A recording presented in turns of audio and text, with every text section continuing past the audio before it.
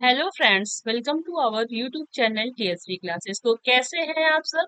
I hope आप लोग बिल्कुल ठीक होंगे। तो चलिए आज की वीडियो में हम डिस्कस करेंगे यूपी डीएलएड थर्ड सेमेस्टर का जो आपका पेपर 7 है, यानी कि संस्कृत।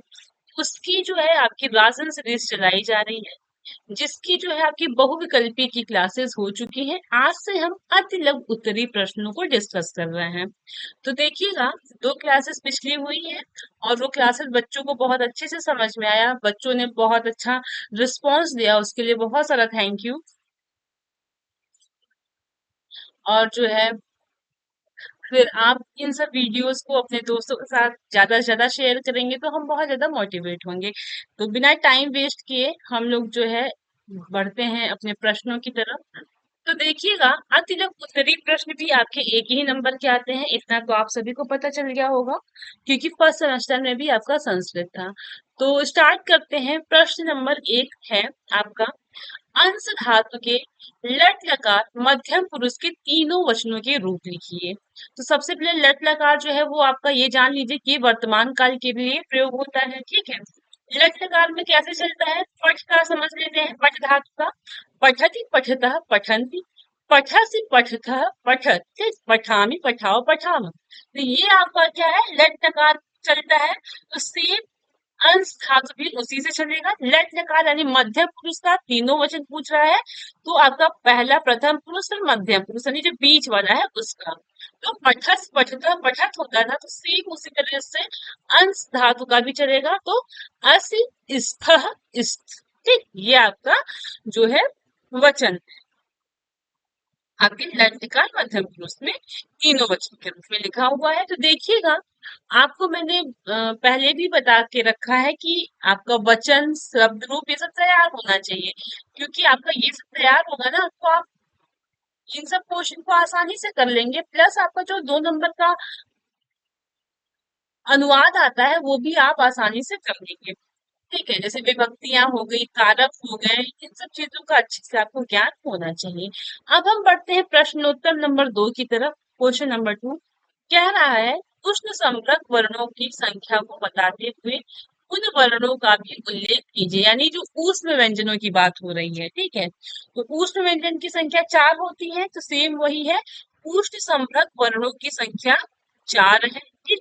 ये कौन कौन से हैं? क्षिति वाला श, पेट फार्श, सादा श और क, ये आपके जो है 4 उष्ण संभ्रक वर्ण है, ठीक। चलिए आगे का क्वेश्चन देखते हैं। क्वेश्चन नंबर 3 में पूछ रहा है, सोदाहरण वृद्धि संधि विधायक सूत्र का उल्लेख कीजिए। यानी कि वृद्धि संधि का सूत्र लिखना है और उसका उदाहरण भी देना है। तो जब हमने बहुविकल्पी किया था तो वहां पे मैंने आपको 2-3 बार ये बताया था। तो वृद्धि संधि का जो सूत्र होता है वो होता है वृद्धि रेचि, ठीक। क्या होता है? वृद्धि रेचि, ठीक। और इसका जो है आपका उदाहरण क्या होता है, उदाहरण यहाँ पे दिया है, एक धन एक यानी एक है, ठीक। अ प्लस ए मिलके आपका ए बनाता है, ठीक। अ प्लस ए मिलके आपका ए बनाता है। तो क्या हुआ, एग्जाम्पल आपका उदाहरण क्या हुआ, एक है, ठीक है। चलिए अगला क्वेश्चन देखेंगे। पीताम्बर शब्द का विग्रह पुरस्सर समास नाम लिखिए। यानी कह रहा है कि पीताम्बर शब्द का आप विग्रह करिए और कौन सा समास है वो भी जो है लिखना है। तो देखिएगा, पीताम्बर शब्द का जो समास विग्रह होता है वो है, पीत यानी पीला होता है, अंबर यानी वस्त्र होता है। तो पीत है अंबर यानी पीला है अंबर, जिसका अर्थात कृष्ण भगवान जी और विष्णु जी दोनों होते हैं, ठीक। जो आपके पीला वस्त्र धारण करते हैं वो कौन होते हैं? विष्णु जी होते हैं या फिर कृष्ण जी, ठीक। तो ये आपका क्या है, पीताम्बर का जो है ये क्या है, विग्रह है। ये पीला है अंबर, ठीक, जिसका यानी अर्थात कृष्ण, ठीक। और पीताम्बर शब्द में आपका बहुब्रीहि समास है। कौन सा समास है? बहुब्रीहि समास है। अगला क्वेश्चन है, अभितः परितः शब्दों के योग में किस विभक्ति का प्रयोग होता है? क्वेश्चन में पूछ रहा है कि अभितः परितः जो है शब्दों के योग में किस विभक्ति का प्रयोग होता है। तो देखिएगा, समझिएगा चीजों को। अभिता परिता शब्दों के योग में द्वितीया विभक्ति का जो है वो प्रयोग होता है। ठीक, किसमें प्रयोग होता है? जो है तृतीया विभक्ति का प्रयोग होता है। जैसे उदाहरण है आपका ग्रामम अभितः वृक्षा सन।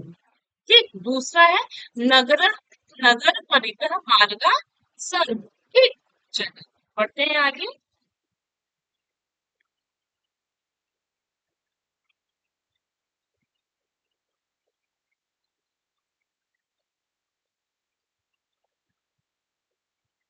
देखिएगा, अभिता मिस होता है चारों ओर और परिता मिस होता है चारों तरफ। ठीक, क्या होता है?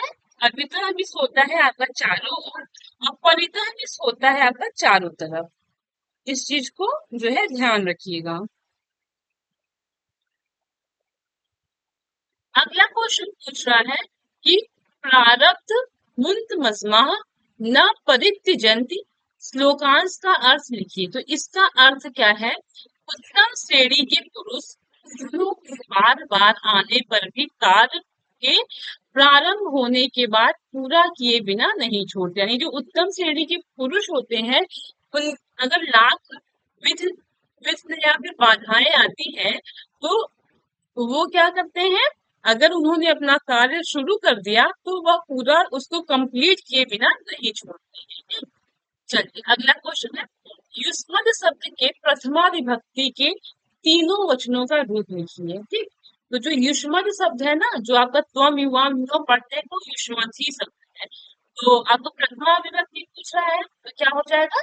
त्वम युवाम यूयम। ठीक, चलिए अगला क्वेश्चन है बलिम याचते वासुधाम में बलि का कर्म संज्ञा विधायक सूत्र लिखिए। ठीक है, तो देखिएगा जो आपका कर्म संज्ञा है इसका जो सूत्र है वो है आपका कतूरी इष्टतम कर। ठीक, ये सब चीजें आपको याद करने की जरूरत पड़ेगी। अगर आपके पास संस्कृत की नोट्स नहीं होगी या ये सब चीजें आपके पास डाटा नहीं है तो आप कमेंट करिएगा, मैं आपको सारी नोट्स फ्री में प्रोवाइड कर दूंगी, वो भी टेलीग्राम के चैनल पे। वहां पे आपको जो जो जरूरी चीजें हैं वो सभी मिल जाएंगी। ठीक है, चलिए अगला क्वेश्चन देख लेते हैं। श्याम बुद्धिमान लड़का है, वाक्य का संस्कृत में अनुवाद कीजिए। तो श्याम बुद्धिमान लड़का का बालका है का अस्त। ठीक, श्याम बुद्धिमान बालका अस्त। चलिए अगला क्वेश्चन देखिए। वर्णों के पंचम वर्ण माहेश्वर सूत्रों के किस क्रमांक के अंतर्गत आते हैं? तो वर्ग के पंचम वर्ण महेश्वर सूत्र के अंतिम क्रमांक के अंतर्गत आते हैं। अगला क्वेश्चन है पितरों शब्द का समास विग्रह एवं समास का नाम लिखिए। तो देखिएगा पितरों जो है आपका द्वंद्व समास होता है, माताश्च पिताश्च च मिस और बुध, यानी माता और पिता। ठीक, द्वंद्व समास में क्या होता है? और लगता है ना। चलिए देखिए पितरों का क्या है समास विग्रह? माताश्च पिताश्च। ठीक, ये आपका द्वंद्व समास है। अगला क्वेश्चन है य र ल व को किस नाम से पुकारते हैं? तो य र ल व अंतस्थ नामों से, यानी ये आपके य र ल व ये आपके अंतस्थ व्यंजन है। ठीक, अगला क्वेश्चन है तालु से किन वर्णों का उच्चारण होता है? तो तालु से आपके हमने वहां पे बहुत अच्छे से पढ़ा है, हिंदी हिंदी में नहीं सॉरी, आपका जब ऑब्जेक्टिव कराया जा रहा था तो वहां पे मैंने आपको सभी ऑप्शन को समझाया था अच्छे से। तो आपका जो ताल होता है ना वो आपका च वर्ग का जो होता है, यानी च छ ज झ इय।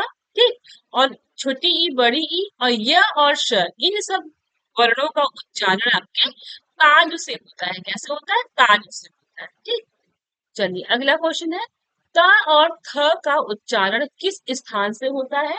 तो देखिएगा आपका जो त और थ है इसका जो उच्चारण होता है यहाँ पे ये गलत दिया हुआ है। ठीक है, क्या दिया हुआ है? गलत दिया हुआ है। त और थ का जो उच्चारण स्थान है ना वो आपका जो है वो दंत से होता है। किससे होता है? दंत से होता है। यहाँ पे आप करेक्ट कर लीजिएगा। जो त और थ है इनका जो उच्चारण होता है वो दंत से होता है, कंठ से नहीं होता है। कंठ से तो क वर्ग का होता है ना, ये तो बहुत इजी है, इसको तो मैंने बताया ही था। चलिए अगला क्वेश्चन पूछ रहा है कि स का उच्चारण स्थान बताइए। तो स का उच्चारण स्थान आपका क्या है? दंत है। ठीक, स का उच्चारण स्थान आपका दंत है। अगला क्वेश्चन है, संधि किसे कहते हैं? तो संधि किसे कहते हैं देखिएगा, दो वर्णों के अत्यंत पास आने से उसमें जो परिवर्तन होता है उसे संधि कहते हैं। जैसे दो वर्ण के पास आने पे, जैसे आपका राम धन ईस, तो ये दो वर्ण जब पास आए, इनमें जो परिवर्तन हुआ, इन्हीं को क्या कहते हैं? संधि कहते हैं। यानी दो वर्णों के अत्यंत पास आने से उसमें जो परिवर्तन होता है, ये जो परिवर्तन हुआ, यही आपका संधि कहलाता है। तो राम धन ईस, अ प्लस ई मिलके आपका क्या हो गया? ए बन गया। रमेश, ये आपका गुण संधि है। ठीक, चलिए अगला क्वेश्चन है, संधि कितने प्रकार की होती है? तो संधि आपकी तीन प्रकार की होती है, स्वर संधि, व्यंजन संधि और आपकी विसर्ग संधि। ठीक, वन बाय वन हम तीनों को समझेंगे कि कौन संधि क्या है। तो स्वर संधि में देखिएगा क्या है, स्वर संधि किसे कहते हैं? तो जब पहले शब्द का अंतिम स्वर, यानी कि पहले शब्द का जो ये अंतिम स्वर है, ठीक, और दूसरे शब्द की आदि, यानी जो दूसरा शब्द है उसका जो पहला शब्द है, ठीक, से मिलता है, तो वो स्वर संधि होगी। यानी आपके स्वर और स्वर का जब मेल होता है तो आपका स्वर संधि होता है। यानी कि जब पहले शब्द का अंतिम जो वर्ण है वो स्वर हो, और जो दूसरा शब्द है उसका जो प्रारंभिक आपका वर्ण है या अक्षर है वो भी स्वर हो, तो आपका वो स्वर संधि कहलाता है। ठीक, रथ धन आरूढ़, तो अ प्लस आ मिलके क्या बना? रथारूढ़। ठीक, ये आपका दीर्घ संधि। अगला क्वेश्चन है, व्यंजन संधि किसे कहते हैं? व्यंजन संधि किसे कहते हैं? तो देखिएगा, जब पहले शब्द का अंतिम व्यंजन, ठीक, यानी जब पहले शब्द का अंतिम व्यंजन दूसरे स्वर के आदि, ठीक, दूसरे स्वर के आदि या फिर पहले से मिलता है, तो वो आपका व्यंजन संधि कहलाता है। यानी कहने का मतलब ये है कि आपका पहला, जो ये आपका पहला शब्द है, इसका जो अंतिम है वो व्यंजन हो, और ये जो है आपका दूसरा शब्द, उसका जो पहला है वो आपका क्या हो? स्वर हो। या फिर ये कह सकते हैं व्यंजन और स्वर के मेल को व्यंजन संधि कहते हैं। जैसे वाक धन ईस, तो अधन ई, यानी क धन ई आपका वागीस, ये आपको मैंने संधि पढ़ाया है। यहाँ पे हर एक का रूल होता है कि क के बाद अगर आएगा तो क का ग हो जाता है। ये सब चीजें मैंने पढ़ाया हुआ है। जो बच्चे क्लास नहीं किए हैं वो चैनल के प्लेलिस्ट में जाके देखेंगे तो उसको वहां पे क्लासेस मिल जाएंगे। ठीक है, वाक धन ईस का वागीस हो गया, सत धन चित का क्या हो गया? सचित हो गया। चलिए अब हम बढ़ते हैं विसर्ग संधि की ओर। ठीक, विसर्ग संधि किसे कहते हैं? तो जब पहले शब्द के अंत में आया हुआ ये वाला सिंबल, ठीक, यानी इसको विसर्ग कहते हैं। जब पहले शब्द के अंत में आया हुआ विसर्ग दूसरे शब्द के आदि में आए हुए स्वर या व्यंजन से मिलता है, तो विसर्ग संधि होती है। जैसे छात्र धन तिष्ठत, यानी छात्र, छात्र, छात्रिष्ठत। ठीक, कभी कभी कुछ ऐसे वर्ड्स हो जाते हैं कि उसका प्रोनाउंसिएशन आते हुए भी नहीं कर पाता है ना, ये तो सभी के साथ होता है, टंग ट्विस्टर। तो चलिए विसर्ग संधि क्या है समझ में आया कि आपके क्या हो, कि पहले शब्द के अंत में विसर्ग हो और दूसरे शब्द के में स्वर या व्यंजन हो, तो वो आपका विसर्ग संधि कहलाता है। चलिए आगे बढ़ते हैं। अगला क्वेश्चन है, एचो अय वायावह किसका सूत्र है? तो एचो अय वायावह आपका अयादि संधि का सूत्र है। ये आपका ना जो ये सूत्र है, ये हमेशा एग्जाम में बनता है, 2 से 3 नंबर का बनता है। कभी कभी आपको 1 नंबर का बहुविकल्पी में दे देगा, 1 नंबर का आपको जो है अति लघुत्तरी में दे देगा। अगला क्वेश्चन है, बालक मात्रम रणमति रेखांकित शब्द में कारक एवं विभक्ति बताइए। अब देखिए, जो बच्चे पढ़े होंगे या जिनको शब्द रूप याद होगा उनको पता होगा कि ये आपका जो है कारक कौन सा है। तो देखिएगा, आपको पता है कि विभक्ति और कारक क्या है। जो प्रथमा विभक्ति है इसको कर्ता कारक, कर्ता कारक, द्वितीय विभक्ति को कर्म कारक, है ना, तृतीय विभक्ति को करण कारक, ये पता है, ये मैंने क्लास में आपको पढ़ाया है। ठीक, नहीं किए हैं क्लास तो जाके क्लास को पहले एक बार कर लीजिए, छोटी छोटी क्लासेस है, करेंगे इजी भी है, थोड़ा रिवीजन हो जाएगा, फिर क्वेश्चंस को करेंगे तो वो अच्छे से समझ में आएगा। तो देखिएगा, बालक मात्रम प्रणमति रेखांकित शब्द में कारक एवं विभक्ति बताइए। तो ये जो मातरम शब्द है ना, इसमें आपका कर्म कारक और तृतीया विभक्ति है। कौन सी विभक्ति है? तृतीया विभक्ति है। अगला क्वेश्चन है, नदीषु गंगा श्रेष्ठा रेखांकित शब्द में कारक एवं विभक्ति बताइए। यानी नदीषु, जिसमें मतलब कि जिन शब्दों के नीचे रेखा खींची गई है उसी का पूछ रहा है। तो नदीषु में अधिकरण कारक है और सप्तमी विभक्ति है। ठीक, अधिकरण कारक है और आपके सप्तमी विभक्ति है। अगला क्वेश्चन है, गुरुवे नमः रेखांकित शब्द में कारक एवं विभक्ति बताइए। तो गुरुवे नमः, ठीक, यानी कि गुरुवे में आपका पूछ रहा है तो गुरुवे में आपका संप्रदान कारक या फिर चतुर्थी विभक्ति। ठीक, चलिए अगला क्वेश्चन देख लेते हैं। 1 मिनट रुकिएगा।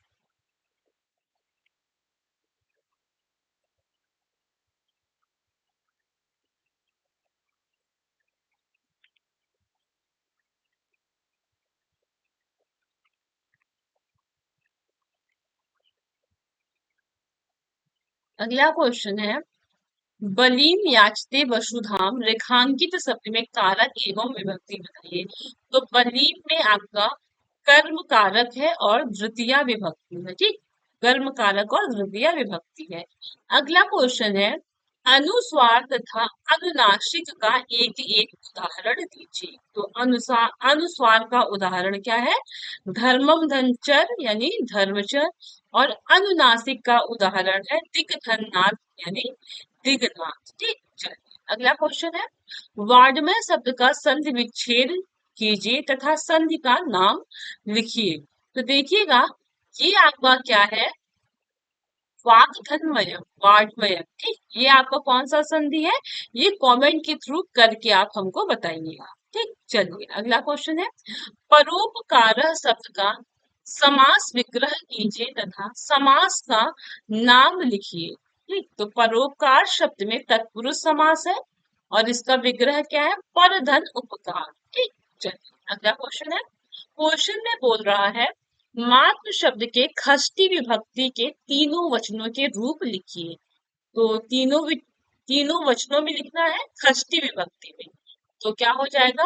मातु, मात्राह, मातृणाम। ठीक, क्या हो जाएगा? मातु, मात्राह, मातृणाम। ठीक, अगला क्वेश्चन है, श्रु यानी सुनना धातु लट लकार प्रथम पुरुष के सभी वचनों में रूप लिखिए। यानी श्रु का पूछ रहा है, श्रु यानी सुनना, तो लट लकार प्रथम पुरुष सभी वचन में पूछ रहा है, तो लट लकार यानी वर्तमान काल।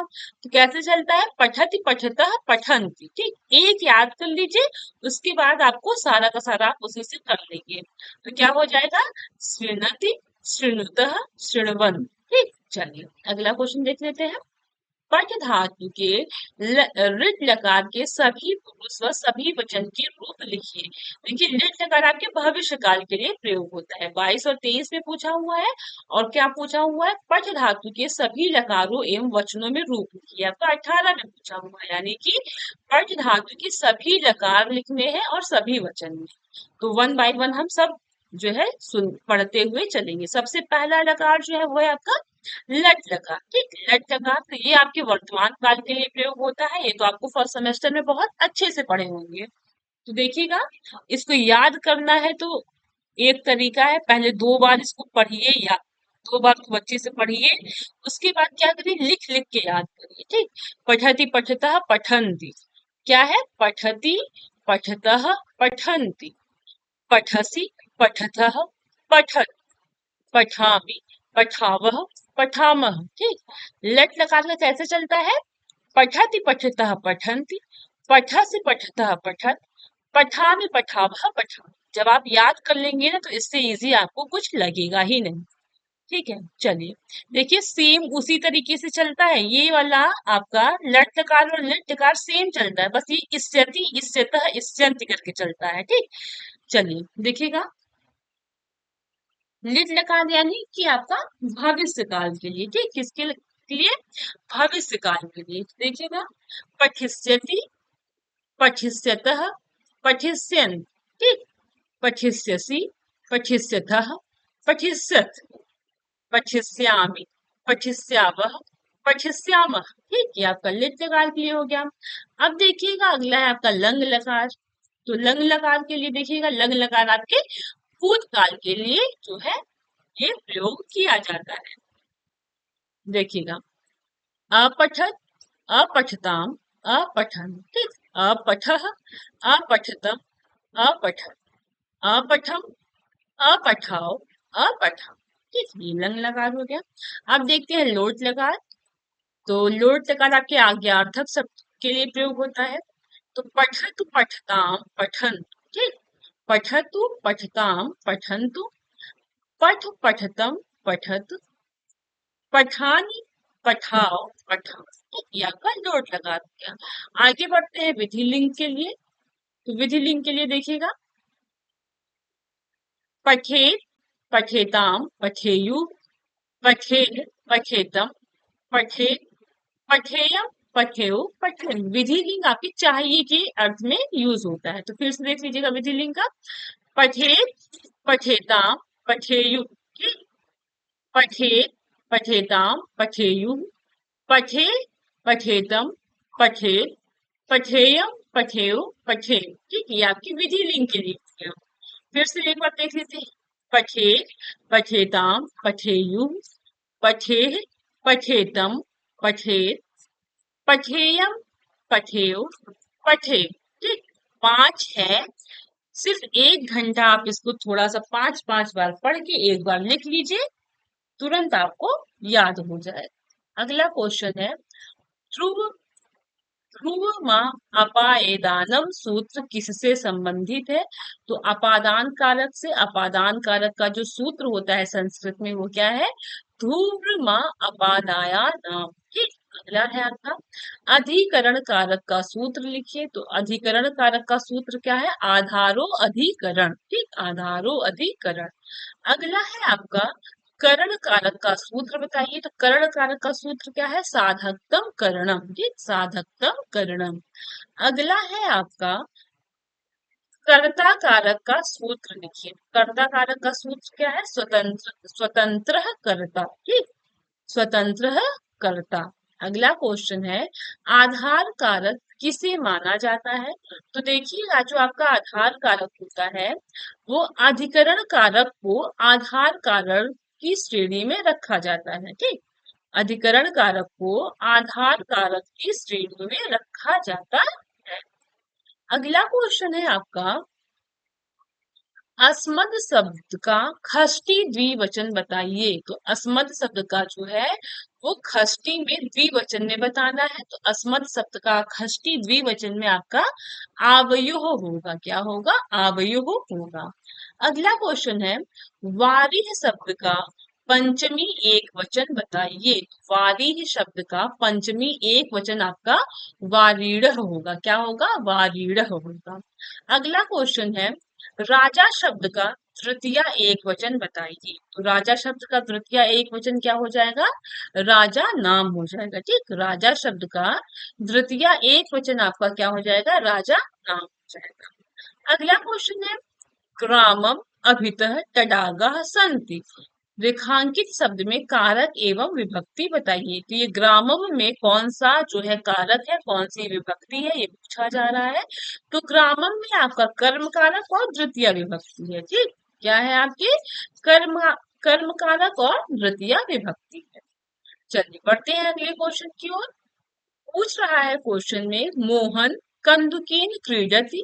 रेखांकित शब्द में कारक एवं विभक्ति बताइए। तो कंदुकेन में कौन सी विभक्ति है, कौन सा कारक है, ये पूछा जा रहा है। तो कंदुकेन में आपके करण कारक है और आपकी तृतीय विभक्ति है, ठीक, करण कारक और तृतीय विभक्ति है। अगला क्वेश्चन है, 18 से 20 की संख्याओं को संस्कृत में लिखिए, ठीक, 18 से 20 तक की संख्याओं को संस्कृत में लिखिए। तो आपका जो है सिलेबस में 1 से 50 तक का पूछता है। कहाँ से? 1 से 50 तक का। देखिए कितनी बार पूछा गया है, कंटिन्यू 2018, 19, 22, 23। 11 से 20 तक संख्यावाचक शब्दों को संस्कृत में लिखिए। तो चलिए देखते हैं। 1 से 51 तक हम पूरा का पूरा देख लेते हैं। एक, एक को बोलते हैं एकः, एकम, एकदा। ठीक। दो को बोलते हैं द्वि, द्वौ या फिर द्वे। ठीक? एक आपको जो सिंपल लगे आप वही याद कर लीजिए। 3 को बोलते हैं त्रयः, त्रीणि, तिस्र। ठीक। 4 को बोलते हैं चत्वारः, चत्वारि, चतस्र। आपको जो भी लग रहा हो कि ये इजी है वही आप याद कर लीजिए। एकः, ठीक, एकः, द्वि, त्रयः, चत्वारः, पंचम। ठीक। 6 को बोलते हैं खष्ट, 7 को बोलते हैं सप्तम, 8 को बोलते हैं अष्टम, 9 को बोलते हैं नवम, 10 को बोलते हैं दशम, 11 को बोलते हैं एकादश, 12 को बोलते हैं द्वादशः, 13 को बोलते हैं त्रयोदश, 14 को बोलते हैं चतुर्दशः, 15 को बोलते हैं पंचदशः और 16 को बोलते हैं षोडशः, 17 को बोलते हैं सप्तदश, 18 को बोलते हैं अष्टदशः और 19 को बोलते हैं नवदश या फिर एकोन विसंति। ठीक, एकोन विसंति। और 20 को बोलते हैं विसंति। 21 को बोलते हैं एकोन विसंति। 22 को बोलते हैं द्वाविशंति। 23 को बोलते हैं त्रयोविशंति। 24 को बोलते हैं चतुर्विशंति।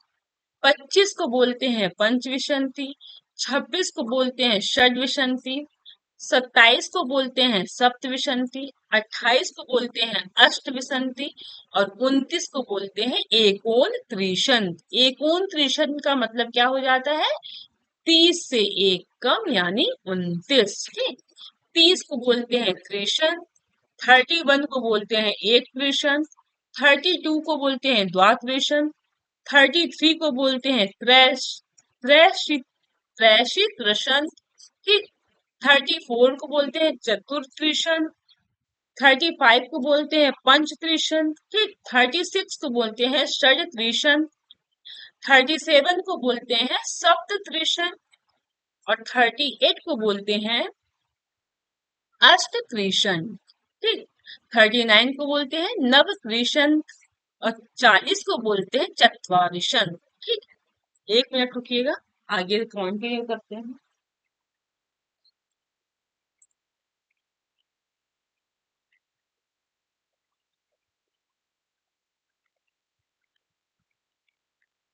देखिएगा, 41 को बोलते हैं एक चत्वारिशन। 42 को बोलते हैं द्विचत्वारिशन। 43 को बोलते हैं त्रयस चत्वारिशन और 44 को बोलते हैं चतुस चत्वारिशन। 45 को बोलते हैं यहाँ पे त्रिचत्वारिशन। ठीक है, यहाँ पे ना गलत दिया हुआ है, त्रि यानी 3 हो जाएगा, यहाँ पे होना चाहिए पंच चत्वारिशन। ठीक। षट चत्वारिशन 46 को बोलते हैं। 47 को बोलते हैं सप्त चत्वारिशन। 48 को बोलते हैं अष्ट चत्वारिशन और 49 को बोलते हैं एको पंचास्त। ठीक, एकोन पंचास्त। और आपके 50 को बोलते हैं पंचास्त। ठीक। और 51 को बोलते हैं एका पंचास्त। क्या बोलते हैं? एका पंचास्त। चलिए आगे का क्वेश्चन देख लेते हैं। 43 में पूछ रहा है गम धातु के सभी लकारों एवं वचनों में रूप लिखिए। तो जिस तरीके से हमने पठ धातु को किया था सेम उसी तरीके से गम धातु का भी करेंगे। चलिए वन बाय वन हम डिस्कस करते हुए चलेंगे। तो लट लकार का सबसे पहले देख लेंगे। लट लकार था तो पठति पठता पठन्ति था ना, सेम वैसे ही चलेगा। गच्छति, गच्छतः, गच्छन्ति, गच्छसि, गच्छथः, गच्छत्, गच्छामि, गच्छावः, गच्छामः। ठीक। अब हम पढ़ेंगे लिट लकार यानी भविष्य काल के लिए। तो गमिष्यति, गमिष्यतः, गमिष्यन्ति, गमिष्यसि, गमिष्यथः, गमिष्यथ। ठीक। गमिष्यामि, गमिष्यावः, गमिष्यामः। ठीक है, गमिष्यति, गमिष्यतः, गमिष्यन्ति, गमिष्यसि, गमिष्यथः, गमिष्यथ, गमिष्यामि, गमिष्याव, गमिष्यामः। ठीक। 3 पुरुष 3 वचन होते हैं। तो प्रथम पुरुष गमिष्यति गमिष्यतः गमिष्यन्ति, मध्यम पुरुष गमिष्यसि गमिष्यतः गमिष्यति, उत्तम पुरुष गमिष्यामि गमिष्यामो गमिष्यामः। ऐसे ही एग्जाम में पूछता है, दे देगा गमिष्यतः, फिर पूछेगा कि ये कौन सा पुरुष है, कौन सा वचन है। तो जिस बच्चों को याद होगा वो बता देगा कि ये मध्यम पुरुष द्विवचन का है ना। तो इसीलिए बोला जाता है कि याद कर लीजिए लकार वगैरह, यहाँ से बहुत सारे क्वेश्चंस बनते हैं। चलिए अगला देखते हैं लंग लकार। जो लंग लकार होता है वो आपके भूतकाल के लिए प्रयोग होता है। चलिए देखते हैं प्रथम पुरुष में क्या होगा। अगच्छत, अगच्छताम, अगच्छन, ठीक, अगच्छः। मध्यम पुरुष में बनेगा अगच्छः, अगच्छतम, अगच्छत, ठीक है। उत्तम पुरुष में बनेगा अगच्छम, अगच्छाओ, अगच्छा, ठीक। अगच्छत, अगच्छताम, अगच्छन, अगच्छा, अगच्छतम, अगच्छत, अगच्छम, अगच्छाओ, अगच्छाम, ठीक। ये आपका लंग लकार में बनेगा। फिर से देख लेते हैं। अगच्छत, सॉरी, अगच्छत, अगच्छताम, अगच्छन, अगच्छ, अगच्छतम, अगच्छत, अगच्छम, अगच्छाओ, अगच्छाम, ठीक। ये आपका लंग लकार में। अब बढ़ते हैं हम लोट लकार की तरफ। तो गच्छतु गच्छताम गच्छन्तु, प्रथम पुरुष का क्या बनेगा। गच्छतु गच्छताम गच्छन्तु, गच्छ गच्छतम गच्छत, गच्छामि गच्छाओ गच्छाम, ठीक। अब हम बढ़ते हैं विधि लिंग की तरफ। लोट लकार आज्ञार्थक के लिए प्रयोग होता है। विधि लिंग आपके चाहिए के अर्थ में प्रयोग होता है। तो प्रथम पुरुष का देखेंगे। जिस तरीके से पठेत पठेताम पठेयु चल रहा था, सेम उसी प्रकार से आपका ये भी चलेगा। गच्छेत गच्छेताम गच्छेयु, ठीक। गच्छे गच्छेतम गच्छेत, गच्छेतम गच्छेयु गच्छेम, ये आपका विधि लिंग का बना हुआ है। अब हम बढ़ते हैं क्वेश्चन नंबर 44 की तरफ। क्री धातु का लिट लकार का रूप लिखिए। 2022 में पूछा, यानी लिट लकार, यानी जो है आपको क्री धातु का लिट लकार में पूछ रहा है। तो देखिएगा क्या हो जाएगा। करोति कुरुतः कुर्वन्ति, ठीक। करोति कुरुतः कुर्वन्ति, करोसि कुरुतः कुरुत, करोमि कुर्वः कुर्मः। ये आपका क्या है, क्री धातु का लिट लकार का रूप है, ठीक है। चलिए आगे बढ़ते हैं। अब हम क्वेश्चन नंबर 45 में। तो पीब एवं स्मरण धातु के सभी लकारों एवं वचनों में रूप लिखिए। पीब यानी, पीब का मतलब होता है पीना। तो पीब देखिए किस तरीके से चलेगा, पांचों लकार पांचों वचन में। तो सबसे पहले हम लट लकार देखेंगे, सेम वही है, पठति पठता पठन, पठा से पठता पठत, यानी जो ये वाला है वो सभी में सेम रहता है। तो एक याद कर लीजिए, दो तीन प्रैक्टिस कर लीजिए, आपको चीजें अच्छे से क्लियर हो जाएंगी, ठीक है। देखिएगा, पीबति पीबतः पीबन्ति, पीबसि पीबथः पीबत, पीबामि पीबावः पीबामः, ठीक। ये आपका क्या है, लट लकार का है। चलिए अगला देखते हैं। लोट लकार में किस तरीके से बनेगा। लोट लकार आपकी आज्ञार्थक के लिए होता है। तो पीबतु पीबताम पीबन्तु, ठीक है। पीब पीबतम पीबतः, पीबानि पीबाओ पीबाओ। अब लंग लकार का देख लेते हैं। अपीबत अपीबताम अपीबन, अपीबः अपीबतम अपीबत, अपीबम अपीबाओ अपीबाम, ठीक। अब विधि लिंग का देख लेते हैं। पीबे पीबेत पीबेताम पीबेयु, पीबेत पीबेतम पीबेत, पीबेयम पीबेयो पीबेयु, ठीक। वृत्त लकार का क्या होगा। पास्यति पास्यथः पास्यन्ति, पास्यसि पास्यथः पास्यत, पास्यामि पास्यावः पास्यामः, ठीक है। अब हम स्मरण का देखते हैं। स्मरण का लेट लकार में कैसे बनेगा। स्मरत स्मरतः स्मरन्ति, स्मर स्मरसि स्मरथः स्मरत, स्मरान स्मरावः स्मरावः, ठीक। लोट लकार का देखेंगे। स्मरतु स्मरताम स्मरन्तु, स्मर स्मरतम स्मरत, ठीक। स्मरणान स्मराव स्मरा, ठीक है। अब हम बढ़ते हैं लंग लकार की तरफ, देख लेते हैं। तो अस्मरत अस्मरताम अस्मरन, ठीक। अस्मरः अस्मरतम अस्मरत, अस्मरम अस्मराव अस्मराम, ठीक। विधि लिंग का देख लेते हैं।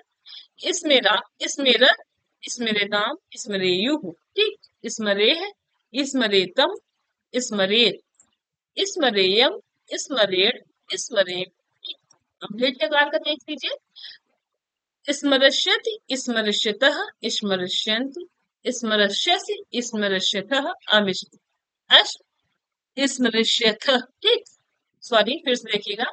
स्मरष्यति स्मरष्यतः स्मरष्यन्ति स्मरष्यसि स्मरष्यथः स्मरष्यत्, ठीक।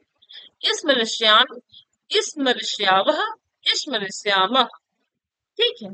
चलिए, तो देखिएगा जो है ये हमने अब तक क्या पढ़ा, पूरा आपका रूप पढ़ा, ठीक। धातु रूप को हमने पढ़ा कि 5 लकार होते हैं आपके, लट लकार, लिट लकार, ठीक है, लंग लकार, आपके विधि लिंग और आपके लोट लकार, ठीक। 5 लकार आपके होते हैं। पट धातु का याद कर लीजिए, उसी के बेस पे आप सभी बना सकते हैं। होते तो है ज्यादा, लेकिन आपके सिलेबस में बस 5 प्रकार है। 5 को याद कर लीजिए। फिर क्री धातु, पीप धातु, ठीक है, गम धातु जो है, इन सब चीजों को आप जो है क्या कर लीजिए, 2-3 बार रिवाइज कर लीजिए। पट से याद करिए, उससे ज्यादा इजी आपको कुछ भी नहीं लगेगा, ठीक। उस धातु को अच्छे से, मतलब पट धातु को याद करिए, फिर उसी के बेस को बना के आप गम का प्रैक्टिस कर लीजिए, ठीक है, पीप का प्रैक्टिस कर लीजिए। तो क्या होगा कि चीजें आपको याद हो जाएगी। क्री का प्रैक्टिस कर लीजिए। चलिए, अब हम देखेंगे ना, शब्द रूपों को देख लेते हैं। तो अभी इसको एक देख लेते हैं, फिर कल से हम इसको कंटिन्यू करेंगे, क्योंकि संस्कृत ऐसा चीज होता है ना कि आपको बहुत ही लेंदी लगता होगा, है ना। नई नई चीजें हैं, बहुत बच्चे कंफ्यूज होते हैं, पठिष्यत पठिष्यता पठिष्यन्ति, सब उसमें खिचड़ी हो जाता है। तो उसका एक ही सोल्यूशन है कि आप चीजों को रिवाइज करेंगे, है ना। जितना आप रिवीजन करेंगे उतना आपको अच्छे से कंठस्थ। संस्कृत में आप रट के ही पास हो सकते हैं, रट के पास हो सकते हैं। कहने का मतलब ये है कि आपको यहाँ पे क्या है कि फैक्ट चीजें लिखनी होती हैं। अगर आपको लट टकार के बारे में दे दिया कि आपको पठ धातु का लट टकार लिखना है, तो जब आपको याद होगा तभी आप लिख पाएंगे, है ना। अब इतिहास तो है नहीं कि आप कोई स्टोरी पता है और आप अपने से जोड़ गाड़ के लिख ले रहे हैं, ऐसा तो है नहीं, है ना। इस वजह से मैं आपसे कह रही हूँ कि अभी क्लास को यहीं एंड कर देते हैं। कल से हम ये नया टॉपिक स्टार्ट करेंगे, ताकि आपको टफ भी ना लगे, फ्रेश माइंड से फ्रेश चीजें, नई चीजें पढ़ेंगे तो आपको ज्यादा अच्छे से समझ में आएगा। तो उसके बाद क्या है कि मिलते हैं कल की क्लास में। और अगर आप हमारे चैनल पे नए हैं तो चैनल को सब्सक्राइब करिएगा, दोस्तों के साथ शेयर करिएगा, और जो है हमारे चैनल को लाइक करिएगा। अपने दोस्तों के साथ शेयर जरूर करिएगा। तो क्लास कैसी लगी, कमेंट के थ्रू जरूर बताइएगा। और आपका एक लाइक, एक कमेंट हमें बहुत ज्यादा मोटिवेट करता है। तो फिर चलिए, मिलते हैं अगली क्लास में। आपको जो भी प्रॉब्लम है वो हमें कमेंट के थ्रू आप बता सकते हैं। तो फिर ठीक है, मन लगा के पढ़ाई करते रहिए। मिलते हैं कल की क्लास में। Thank you.